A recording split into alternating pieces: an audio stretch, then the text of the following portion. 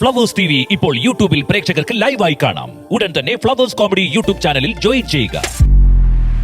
ഇനി IPL താരലേലവുമായി ബന്ധപ്പെട്ട ഒരു റിപ്പോർട്ടിലേക്കാണ്. അതായത് ഈ IPL മത്സരം എങ്ങനെയാണോ അതുപോലെ തന്നെ ഏറെ ആകാംക്ഷയോടെ ആരാധകർ കാത്തിരിക്കുന്ന ഒന്നാണ് ഈ താരലേലം, അല്ലെ? IPL മെഗാ താരലേലത്തിന് മുന്നോടിയായി 5 താരങ്ങളെ നിലനിർത്താൻ ടീമുകളെ അനുവദിച്ചേക്കുമെന്നാണ് ഇപ്പോൾ റിപ്പോർട്ടുകൾ പുറത്തുവരുന്നത്. അതേസമയം റൈറ്റ് ടു മാച്ച് സമ്പ്രദായം ഇത്തവണയും ഉണ്ടാകില്ലെന്നാണ് റിപ്പോർട്ടുകൾ. അനിൽ വാസുദേവ് തയ്യാറാക്കിയ എക്സ്പ്ലെയിനറിലേക്ക്. IPL മത്സരങ്ങളെ പോലെ വീറും വാശിയും നിറഞ്ഞതാണ് താരലേലങ്ങളും. കളത്തിൽ 2 ടീമുകളാണ് മുഖാമുഖം വരുന്നതെങ്കിൽ താരലേലത്തിൽ 10 ടീമുകൾ തമ്മിലാണ് മത്സരം. IPL 18ാം പതിപ്പിന് മുന്നോടിയായുള്ള താരലേലം നവംബറിൽ നടക്കുമെന്നാണ് റിപ്പോർട്ടുകൾ. മെഗാ താരലേലമാണ് ഇത്തവണ.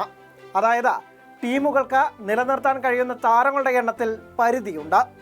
ബാക്കി താരങ്ങളെല്ലാം ലേലത്തിനെത്തും.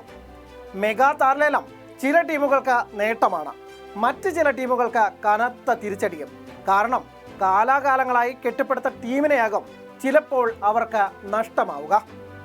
എത്ര താരങ്ങളെ നിലനിർത്താനാവും എന്ന കാര്യത്തിൽ തീരുമാനമെടുക്കാൻ BCCI ടീം ഉടമകളുടെ യോഗം വിളിച്ചിരുന്നു.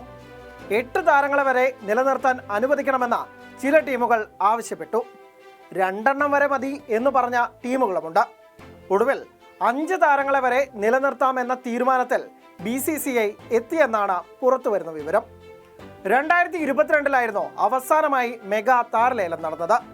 അന്ന് നിലനിർത്താവുന്ന താരങ്ങളുടെ പരമാവധി എണ്ണം 4 ആയിരുന്നു. അത് ഉയർത്തുമെന്നാണ് റിപ്പോർട്ടുകൾ. അന്ന് 2 വിദേശ താരങ്ങളെ വരെ നിലനിർത്താമെന്നതായിരുന്നു നിയമം. ഇത്തവണ അത് എത്രയാവും എന്ന കാര്യത്തിലും ആകാംക്ഷയുണ്ട്. അതേസമയം റൈറ്റ് ടു മാച്ച് സമ്പ്രദായം ഇത്തവണ ഉണ്ടാകില്ലെന്നാണ് മറ്റൊരു വിവരം. ഒരു ഫ്രാഞ്ചൈസി ലേലത്തിൽ സ്വന്തമാക്കിയ താരത്തെ ലേലം കൊണ്ട തുക നൽകി ആ കളിക്കാരന്റെ നിലവിലെ ടീമിന് തിരിച്ചുപിടിക്കാൻ കഴിയുന്നതാണ് RTM വ്യവസ്ഥ. ഈ രീതിയോട് മിക്ക ഫ്രാഞ്ചൈസികളും എതിർപ്പ് ഉന്നയിച്ചിരുന്നു. ആരാധകർ ആകാംക്ഷയിലാണ് എത്ര താരങ്ങളെ ടീമുകൾക്ക് നിലനിർത്താൻ സാധിക്കുമെന്നതിൽ. അതുപോലെ തന്നെ ആരെയൊക്കെയാകും നിലനിർത്തുക എന്നതിലും. ഏറ്റവും ആകാംക്ഷ രോഹിത് ശർമ്മയെ മുംബൈ ഇന്ത്യൻസ് നിലനിർത്തുമോ എന്നതിൽ തന്നെയാണ്.